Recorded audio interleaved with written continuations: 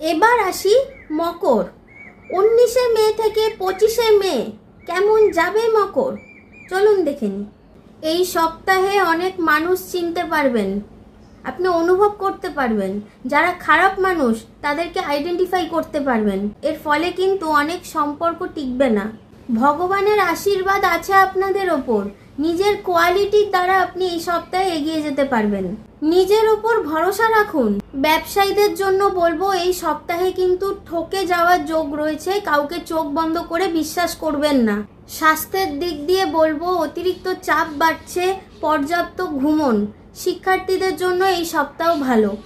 রিলেশনশিপের যত্ন, কেয়ার এগুলোর একটু অভাব হবে, সেটা কিন্তু আপনি অনুভব করবেন। আর যারা ব্যক্তিগতভাবে আমাকে দেখাতে চাইছেন, বারবার বলছি না, এই যে বুকিং নাম্বার, এই নাম্বারে বুকিং করুন। যারা এই সপ্তাহের মধ্যে বুকিং করছেন তাদের জন্য থাকছে 10% ডিসকাউন্ট। তাহলে দেখা হচ্ছে পরের ভিডিওতে।